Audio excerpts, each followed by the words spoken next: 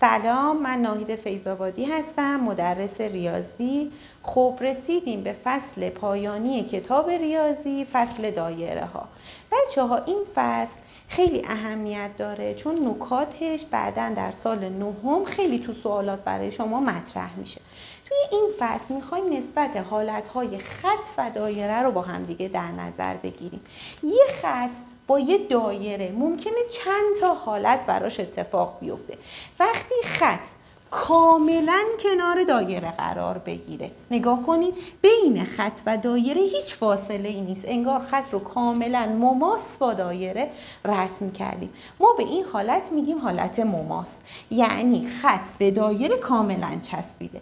بچه ها نگاه کنید تو این حالت فاصله خط تا مرکز دایره با شعاع با همدیگه برابرن. دقت کنید این قسمت شعاع دایره است. از مرکز تا خطم فاصله خط تا مرکز دایره است که در این حالت تنها حالتیه که فاصله مرکز دایره تا خط با شعاع برابر. اما ممکنه خط هیچ اتصال یا هیچ تماسی با دایره پیدا نکنه. نگاه کنید خارج از دایره است. ما به این حالت میگیم متخارج. خب توی این حالت فاصله خط تا مرکز دایره از شعاع بزرگتره. نگاه کنین شعاع از مرکز تا دایره است. اما اگر شما بخواید فاصله خود مرکز دایره تا خط رو در نظر بگیرید اینقدر هم بهش اضافه میشه. خیلی توی جای خالی و صحیح غلط اینها رو از شما سوال میپرسن. و سومین حالتی که دایره و خط پیدا میکنن این هستش که خط بیاد دایره رو قطع کنه، یعنی بیاد داخل دایره. وقتی که میاد داخل دایره فاصله مرکز تا خط از شعاع کوچیک‌تره. درسته؟ یعنی شعاع نگاه کنید بزرگتره تا فاصله مرکز تا خط. فاصله مرکز تا خط از اینجا تا اینجا هستش. این قسمت آبی رنگ کوچیک‌تر از قسمت مشکی رنگه. حتما به این حالت‌های مساوی و بزرگتر کوچیک‌تر دقت کنید و تو خاطرتون بسپرید. این خود حالت‌های خط و دایره بود. حالا بیایم روی خود دایره چند تا نکته رو با هم دیگه بررسی کنیم. الان توی این دایره این مرکز دایره است. درسته؟ وقتی زاویه شما رأسش، دقت کنید بچه ها، رأس زاویه روی خود مرکز باشه ما به زاویه میگیم زاویه مرکزی. اما اگر رأس زاویه دیگه روی مرکز دایره نباشه، روی محیط دایره باشه، نگاه کنید محیط دایره باشه زاویه میشه محاطی. الان توی این زاویه رأس زاویه روی محیط دایره است، شد زاویه محاطی. الان هر زاویه‌ای رو از این به بعد یاد میگیرید اندازش با کمان روبروش برابره. الان تو این زاویه اندازه زاویه برابر با کمان روبروشه، به این ما میگیم کمان. یعنی جایی که زاویه اومده خود دایره رو قطع کرده، از اینجا تا اینجا میشه کمان، از اینجا تا اینجا. اما تو زاویه محاطی نگاه کنید یک ضلع این زاویه اینجا رو قطع کرده، اون یکی ضلع اینجا رو قطع کرده. پس ما به این میگیم کمان. کمان روبروی زاویه هست اما مقدار زاویه دقیقاً برابر این کمان نیست، نصف این کمان هست. پس تو زاویه مرکزی خود زاویه مقدارش با کمان روبروش برابره، اما تو زاویه محاطی هر چقدر کمانش هست نصفش بکنید میشه زاویه محاطی مقدارش. پس به خاطر همین بود که تا الان شما مطلبی رو راجع به کمان یاد نگرفته بودین، همیشه مقدار زاویه رو براتون مطرح میکردم. این نکته‌ای که خیلی مهمه تقریبا همیشه تو سوال خرداد ماه اومده اینه که وتر دایره رو از شما خواستن تعریف کنید. وتر دایره چیه؟ بچه هر وقت ما دو نقطه از دایره رو هر جایش رو که شما دوست دارید به همدیگه وصل بکنیم میشه وتر دایره. اما بزرگترین وتر دایره چیه؟ قطره. چرا؟ چون وقتی شما قطر رو رسم میکنید این سر دایره به این سر دایره به همدیگه وصل میشن. پس قطر هم در حقیقت اومده چیکار کرده؟ اومده یک سر دایره رو به یک سر دایره دیگه وصل کرده.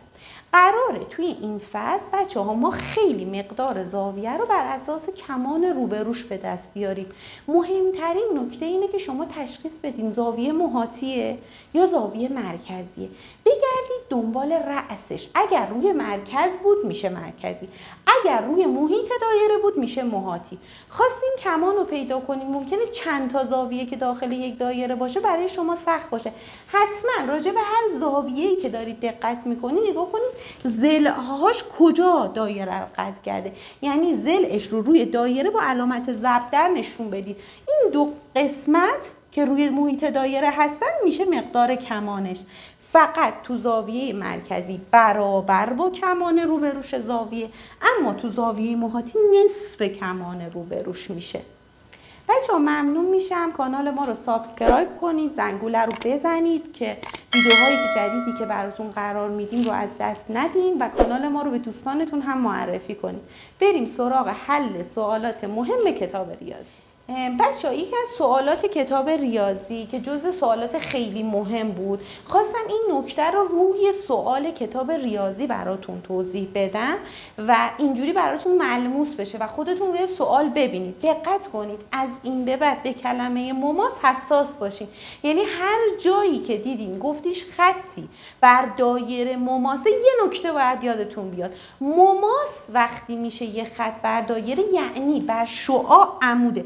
یعنی چی؟ الان خط PQ بر دایره مماسه، یعنی هر جا من خط PQ رو دیدم بر دایره مماس شد بر شعاع عموده. الان باز دقت کنید خط PQ بر دایره مماسه، یعنی این خط تو این نقطه بر شعاع عموده. توی این نقطه هم همینطور نگاه کنید خط PQ بر دایره مماسه، یعنی جایی که شعاع رو میبینید عمود رو به رسم بکنید. نگاه کنید بچه چرا من اینجا عمود رو رسم نکردم؟ چون این شعاع دایره نیست. چرا نیومدم اینجا عمود رو رسم بکنم خط PQ یا اینجا عمود رو؟ چون این خط اولا PQ اینجا شعاع هست. پس دقیقاً نقطه‌ای که تقاطع پیدا میکنه یا خط من جایی که مماس بوده به شعاع میرسه اونجا میشه 90 درجه. نگاه کنید الان خط PQ اومد بر دایره توی این نقطه مماس شد، همین که به دایره مماس شد بر شعاع چی شد؟ عمود شد. از همین نکته میتونید برای حل سوالتون استفاده بکنید. الان ما میدونستیم از قبل از ابتدایی مجموع زوایای مثلث میشه 180 درجه، یعنی این زاویه و این زاویه و این زاویه با هم میشن 180 درجه. پس اگر من توی ابتدایی هم همین کار رو میکردیم، دو تا زاویه رو دارم اون یکی رو میخوام، این دوتا رو با هم جمع میکنم از 180 درجه کم میکنم، یعنی من فقط کافیه اینجا 90 و 63 رو 90 به علاوه 63 جمع بکنم. 0 به علاوه 3 3، 9 به علاوه 6 15 شد 153. حالا بیام کل مثلث چند درجه است؟ 180 درجه است. بیام از 180 درجه 153 رو کم کنم. خب از 0 تا که نمیتونم، از بغلیش میگرفتم میشد 7، این میشه 10، این میشه 7، این میشه 2، این میشه 0. یعنی الان مقدار x من شد چقدر؟ شد 27 درجه. توی این سوال هم همین کار رو میکنم، یعنی باز 90 رو با 23 جمع میکنم، جوابش رو از 180 کم میکنم. تو این سوال هم همینطور 90 رو با 47 جمع میکنم، جوابش رو میام از 180 کم میکنم. الان نگاه کنید بچه ها، من بیام 90 رو دوباره به علاوه 47 کنم، 9 به علاوه 4 میشه 13 شد 137. بعد میام از 180 137 رو کم میکنم. از 10 تا 7 تا بره 3 تاش میمونه، از 7 تا هم 3 تا بره 4 تا میمونه. یعنی مقدار این زاویه من شد 43.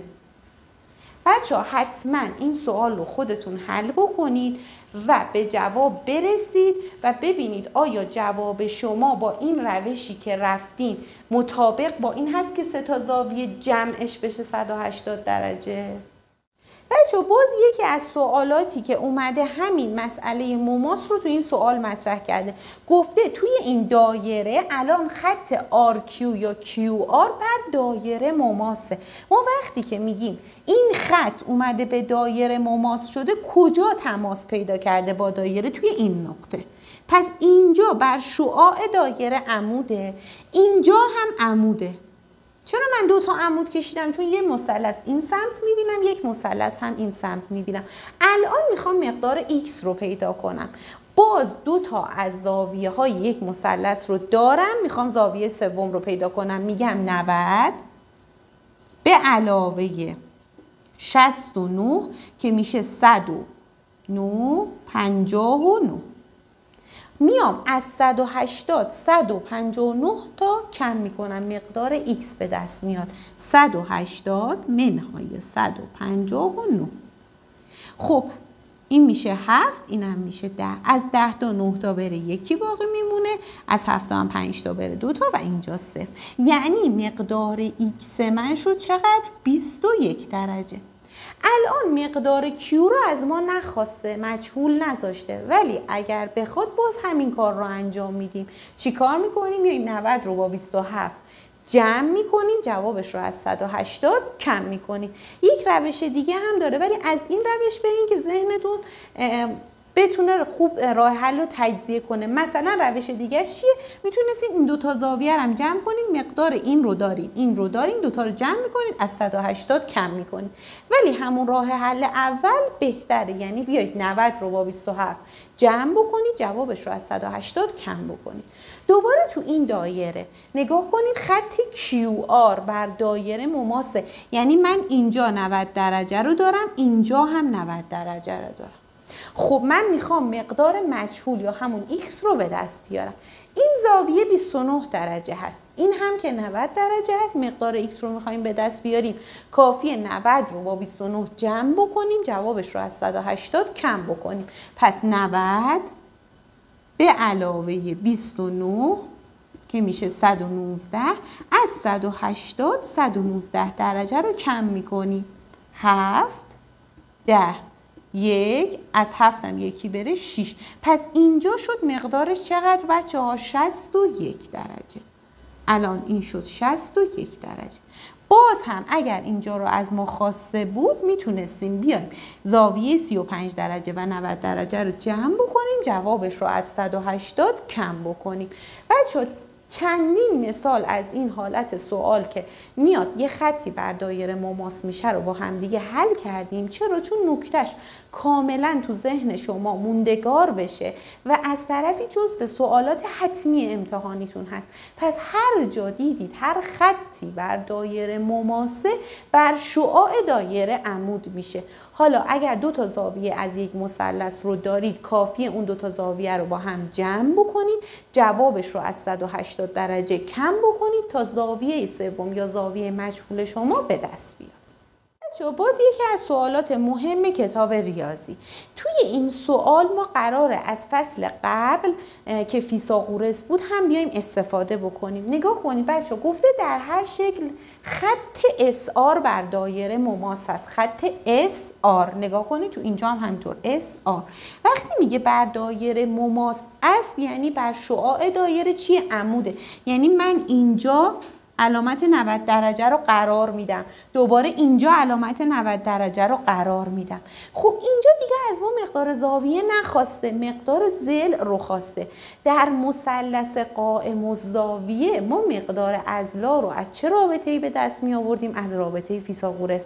رابطه فیثاغورس چی بود؟ میگه وتر به توان 2 مساویه با یک ضلع قائمه به توان 2 به علاوه اون یکی ضلع قائمه به توان 2. خب وتر کدومه؟ اگر دیدین وتر رو ممکنه توی امتحان اشتباه بکنید بچه، بزرگترین ضلع وتره. الان توی این شکل از همه بزرگتر کدوم میشه بچه؟ این خطه یا این خطه؟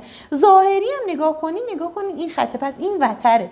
یا توی این شکل هم همینطور این وتره. اون 2 تا خطی که اومدن زاویه قائمه رو درست کردن میشن اضلاع قائمه. یا از یه راه دیگه استفاده کنید، دقیقاً خطی که روبروی 90 درجه قرار داره میشه وتر. نگاه کنید این خط روبروی 90 درجه هست. پس دیگه برای وتر بدون نگرانی سوال رو حل بکنید. خب الان من میگم یک ضلع قائمه به توان 2 یعنی 3 به توان 2 به علاوه ضلع دیگه قائمه به توان 2 یعنی 8 به توان 2 مساویه با وتر به توان 2. وتر کدومه بچه ها؟ آه. پس مساویه با آ به توان 2. خب الان بیام به توان 2 برسونم. 3 تا 9 تا 8 تا 64 تا مساویه با آ به توان 2 به دست میارم. خب 9 رو باید به علاوه 64 بکنم. اگر این کار رو انجام بدیم بچه ها 9 به علاوه 64 میشه چی؟ میشه 72 درجه. 72 ببخشید من گفتم درجه، مقدار هست 72. چرا اشتباه گفتم بچه ها؟ 73 میشه، معذرت میخوام. 73 مساویه با آ به توان 2. حالا من مقدار آ رو میخوام. باید چیکار میکردم تو رابطه فیثاغورس؟ از دو طرف جذر میگرفتم. یعنی از آ جذر میگیرم، از 73 هم جذر میگیرم. خب جذر آ به توان 2 میشه آ، جذر 73 هم میشه 73. خودش رو بنویسیم. چون جذر کامل نیست و مقدار کامل نداره نمیخواد تقریبی هم به دست بیارید. بگید جواب ما شد رادیکال 73. بچه‌ها توی این مثلث هم باید از همین رابطه استفاده کنید. فقط فرقش در این هستش که شما مقدار وتر رو هم دارید. یعنی به جای وتر به توان 2 می نویسید 15 به توان 2، به جای اون یکی ضلع قائمه می نویسید 12 به توان 2 و به جای اون یکی می نویسید آ به توان 2 و مقدار آ رو با استفاده از رابطه فیثاغورس به دست میارید. بچه‌ها این سوال رو حتما حل بکنید و جوابش رو به دست بیارید و بدونید که باید از همون رابطه فیثاغورس استفاده کنید. بچه‌ها توی این سوال دوباره مثل سوال قبل ما از قضیه فیثاغورس استفاده کنیم. فقط یه نکته کوچیک داشت، به خاطر همین گفتم این سوال رو حتما با هم دیگه حل بکنیم. دوباره اینجا اومده این خط بر دایره مماس شده، یعنی ما اینجا اومدیم زاویه 90 درجه رو تشکیل دادیم. درسته؟ و دوباره این اتفاق اینجا هم افتاده. از هر کدوم دوتا مثلثی که شما دوست دارید استفاده بکنید و مقدار مجهول رو به دست بیارید. یه نکته دوباره باید از فیثاغورس استفاده بکنیم. خب الان من میگم اینجا شعاع من 5. بچه‌ها نگاه کنید اگر آ شعاع اوسی هم شعاع، یعنی اینجا هم مقدارش 5 هست. این نکته ای بودش که تو سوالات قبل نبود. پس این نکته رو تو ذهنتون باشه که شعاع دایره تو هر حالتی با هم دیگه برابرن. خب من مقدار یکی از ضلع‌های قائمم 5 هست، پس می نویسم 5 به توان 2 مساویه با وتر به توان 2 یعنی 13 به توان 2. خب این ایکس من کجا باید نوشته بشه؟ این سمت یا این سمت؟ کنار اون یکی ضلع قائمه، یعنی ایکس به توان 2. چرا؟ چون وتر من اینجا بود این سمت نوشتم. بچه 13 به توان 2 رو اگر حفظ نبودین توی همون فایل عکسی که دارین، اگر نتونستین حفظ کنین گوشه چک نویس به دستش بیارید. چجوری؟ یعنی بگید 13 ضرب در 13. 3 تا 9 تا 1 3 تا 3 تا 0 1 3 تا 3 تا 1 1 9 6 1. جوابش شد 169. پس من اینجا می نویسم 169 مساویه با 5 به توان 2 هم میشه 25. حالا میخوام x رو به دست بیارم. x به توان 2. خب اینجا x به توان 2 رو این سمت نگه میدارم، 25 رو میبرم اون سمت. 169 منهای 25.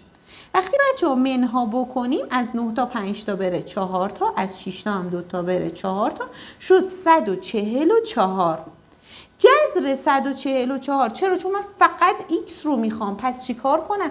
میام حتما از دو طرف جذر میگیرم. بچه ها اگر یادتون باشه 12 ضرب در 12 میشد 144. به خاطر همین جذر 144 هم میشه 12. پس الان مقدار x من به دست اومد. اینجا شد چقدر؟ 12. بچه‌ها توی این مسئله برای مقدار وای هم همینقدر میشه. چرا؟ چون این ضلعش 5 و تر هم که 13 هست، پس این قسمت وای هم همین مقدار 12 به دست میاد. ولی خودتون حتما یک بار دیگه این سوال رو حل بکنید و مقدار وای رو به دست بیارید. بچه‌ها یکی از سوالات خیلی مهم کتاب ریاضیتون این سوال هستش که تو اکثر امتحانات این سوال مطرح میشه. سوال چی بوده؟ حد اکثر عمق آب چقدر است؟ بچه‌ها عمق آب منظورش مقدار x هستش. من الان باید مقدار x رو به دست بیارم. قبلش اگه صورت سوال رو خوب نگاه بکنید، بچه‌ها اینجا چی میبینید؟ 90 درجه. تا 90 درجه میبینید و مقدار ضلع رو هم روی اضلاعش میبینید، فقط باید یاد فیثاغورس بیفتیم. خب ما میتونیم ابتدا از فیثاغورس این مقدار اوسی رو به دست بیاریم، بعد مقدار x رو هم پیدا بکنیم. اول بریم مقدار اوسی رو به دست بیاریم. بچه‌ها یه نکته، چرا ما به راحتی میتونیم مقدار x رو به دست بیاریم؟ نگاه کنید بچه‌ها، AO یعنی از این قسمت تا این قسمت شعاع دایره است. شعاع دایره چقدره؟ 20. OX هم شعاع دایره است. نگاه کنید از قسمت O تا این قسمت، حالا OD اصلا شما در نظر بگید، این هم شعاع دایره است. یعنی این مقدارش چقدره؟ 20. شعاع‌های دایره با هم برابرن. پس اگر شما OC یعنی از این قسمت تا این قسمت رو به دست بیارید، به راحتی مقدار X پیدا میشه. خب فیثاغورس رابطهش چی بود بچه‌ها؟ میگفت وتر به توان 2. وتر گفتیم دقیقاً ضلع روبروی 90 درجه است. پس میشه OA به توان 2. من فرمولش رو هم مینویسم که شما هم تو امتحان یادداشت بکنید. OA به توان 2 مساوی OC به توان 2 به علاوه این قسمت یعنی CA. CA به توان 2. خب بچه ها مقدار OA چقدر هست؟ 20. پس میشه 20 به توان 2. خب مقدار OC چقدر هست؟ نمیدونیم، قراره پیداش بکنیم، ولی مقدار AC رو ما داریم یا همون CA که 12 هست. پس من اینجا مقدار OC رو می نویسم، اینجا هم می نویسم 12 به توان 2. خب 20 ضرب در 20 یا 20 به توان 2 میشه 400. OC به توان 2 رو هم همینطوری می نویسم. 12 به توان 2 میشه چند بچه ها؟ 12 ضرب در 12 میشه 144. بچه ها به دست آوردن مجذور اعداد رو هم تو ریاضی هفتم فایلش رو دارید و اونجا حفظ کردید. اگر هم فراموش کردین ایرادی نداره، گوشه چک نویس 12 رو ضرب در 12 بکنید و به عدد 144 برسید و بعد بنویسید. خب 12 ضرب در 12 هم میشه 144. من مقدار OC رو میخوام. OC رو این قسمت نگه میداریم بچه ها به توان 2. 144 میاد این قسمت. خب وقتی میاد اینور علامتش هم میشه منفی 400 منهای 144. بچه ها از 400 144 رو کم بکنید، مقدارش رو به دست بیارید، چه عددی میشه؟ از 10 4 تا بره میشه 6، از 9 4 تا بره میشه 5 و از 3 هم یکی بره میشه 2، میشه 256. میشه OC به توان 2. من OC به توان 2 رو میخوام؟ نه، من مقدار OC رو میخوام. تو رابطه فیثاغورس وقتی رابطه رو مینوشتیم به توان 2 میرسوندیم، بعد میومدیم از طرفین چیکار میکردیم بچه ها؟ باریکلا جذر میگرفتیم، از دو طرف رادیکال بگیرید. خب توان 2 با این رادیکال از بین میره بچه ها. 256 هم جذرش میشه عدد 16. پس مقدار خود OC دیگه توان 2 رو نذارید، مساوی 16. خب من مقدار OC رو به دست آوردم، یعنی این قسمت شد 16. حالا چی رو میخوام؟ مقدار X رو میخوام، مقدار عمق آب رو میخوام. من گفتم چون این شعاع دایره است 20، پس OD هم شعاع دایره است و 20. پس فقط کافیه بیام بنویسم 20 منهای 16 مساوی 4. پس مقدار X شما شد چند بچه ها؟ مقدارش شد 4 که میشه حد اکثر عمق آب. بچه توی این سوال اندازه کمان و زاویه های مجهول رو از شما خواسته. فقط به این خیلی دقت بکنید که اون زاویه‌ای که دارید بررسی میکنید مرکزیه یا محاطیه. الان توی این سوال من دقیقاً این زاویه x من زاویه مرکزیه. چرا زاویه مرکزیه؟ چون رأسش روی مرکز دایره هستش. خب از طرفی از اینجا تا این قسمت دایره رو به من داده 290 درجه. کل دایره چند درجه است؟ 360 درجه. پس من کافی ابتدا بیام 360 رو منهای 290 بکنم. 0 میشه 2 میشه 16. از 16 تا 9 تاشو برداریم میشه 70. چرا اومدم این کارو کردم؟ کل دایره 360 درجه است.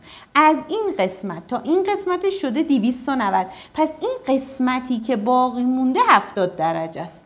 نگاه کنید همینجا من کمان رو به دست آوردم. این کمان میشه 70 درجه. زاویه مرکزی با کمان روبروش بچه ها برابره. یعنی اگر اینجا 70 درجه هست خود مقدار x هم میشه چند درجه؟ 70 درجه. از طرفی من مقدار y رو هم میخوام. y زاویه محاطیه یا مرکزیه؟ اصلا روی دایره نیست، نه روی رأسش روی مرکز دایره است، نه روی محیط دایره است. پس از این رابطه اصلا استفاده نکنید. از چه رابطه ای استفاده بکنید؟ اینجا 90 درجه است. نگاه کنید علامت 90 درجه است. اینجا هم که 70 درجه است. باز دو تا زاویه مثلث رو داریم، اون یکی رو میخوایم. پس چیکار میکنیم؟ 90 رو به علاوه 70 میکنیم، میشه 160.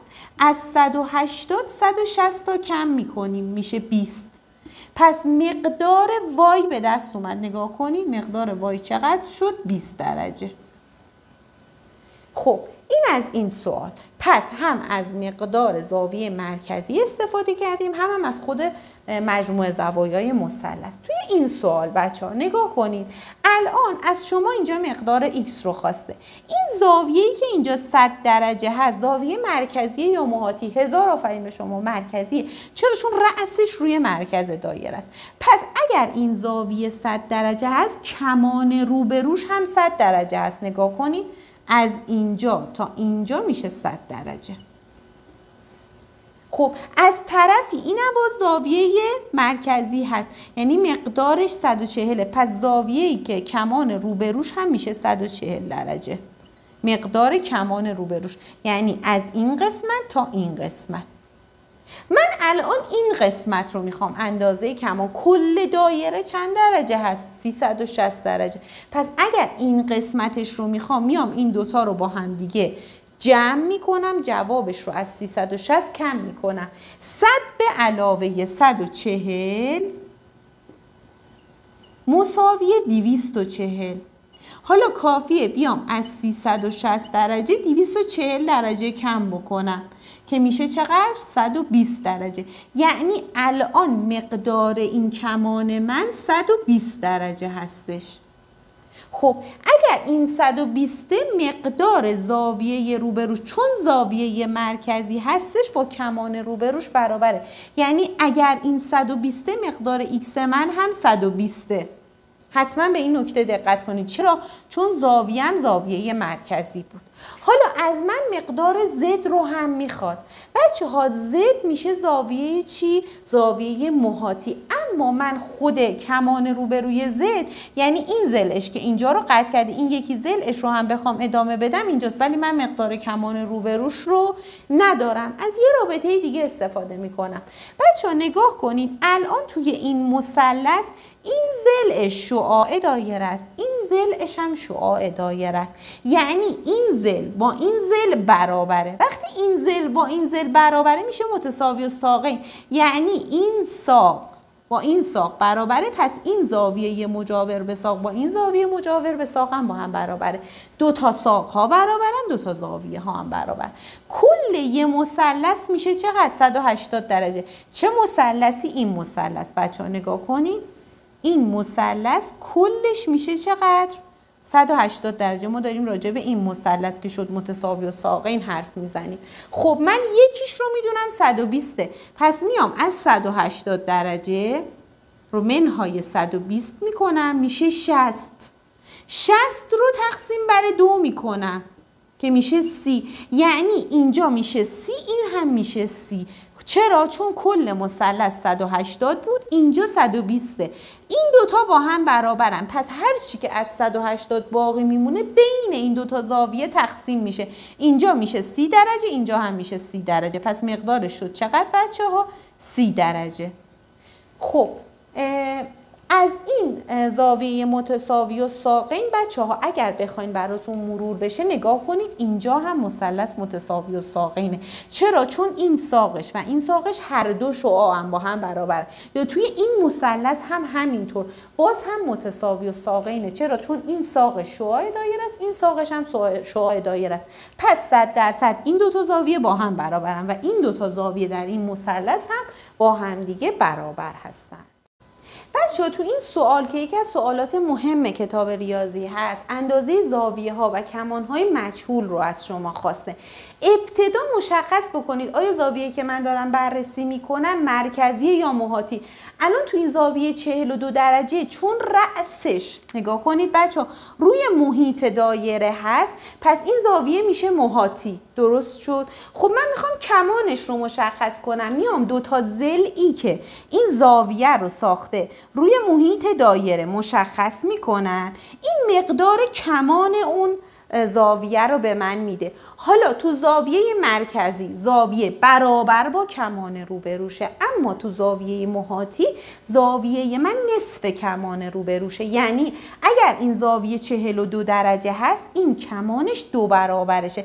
از نظر ظاهری هم حتی نگاه کنید بچه ها متوجه میشید. 42 رو ضرب در 2 بکنید بچه ها مقدار جی شما میشه 84. نگاه کنید بچه ها دقیقاً جایی که من علامت زدم، علاوه بر اینکه دو تا ضلع آبی رو میبینم، دو تا ضلع نارنجی رو هم میبینم. یعنی دقیقاً مقدار اچ من هم با این کمان برابره. یعنی چی؟ یعنی این کمان برای این زاویه محاطی هست. پس این زاویه و این زاویه مقدارشون با هم برابره. دو تا زاویه محاطی که هر دو یک کمان رو دارن، پس مقدار زاویه ها هم برابره. یعنی اینجا میشه 42 درجه.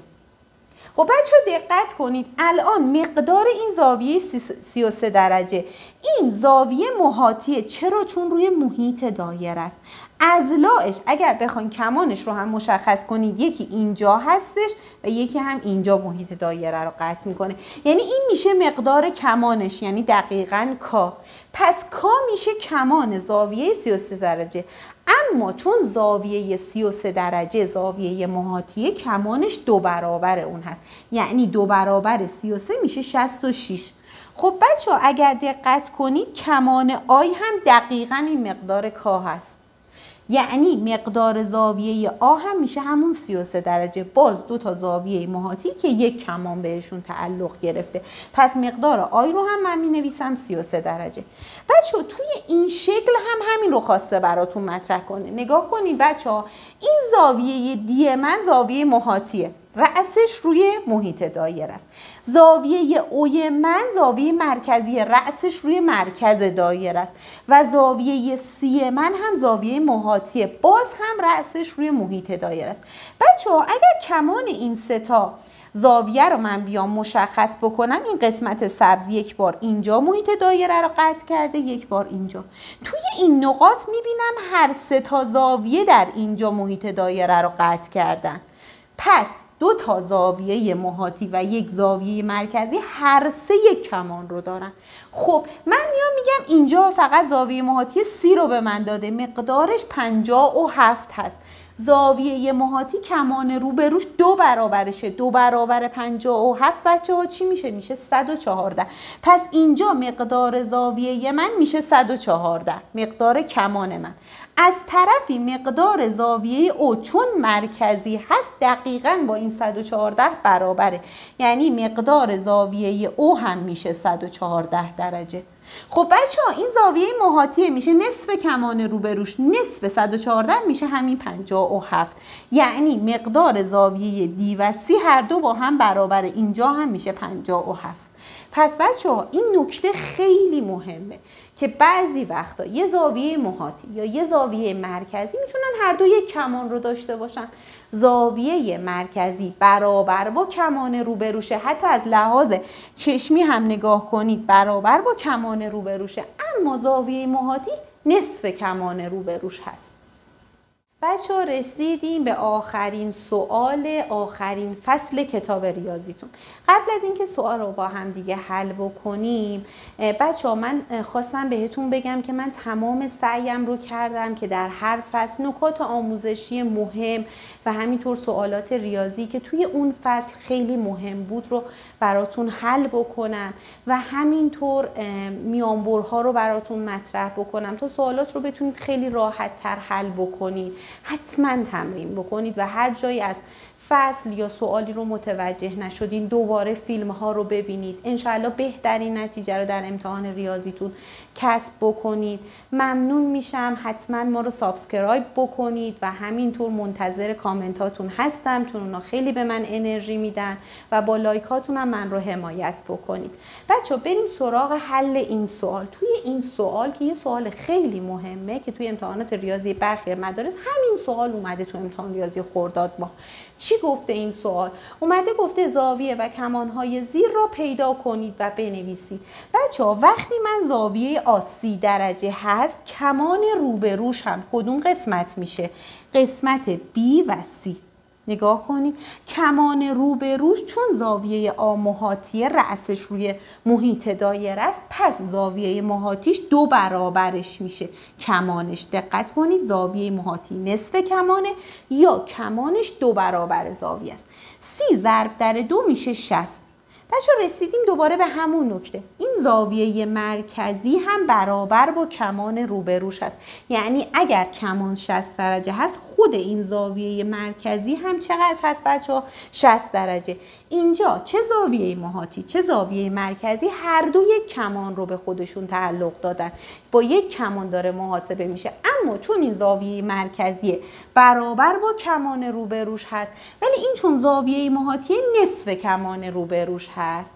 خب بچه ها این سوال هم به اتمام رسید. براتون بهترین ها رو آرزو میکنم.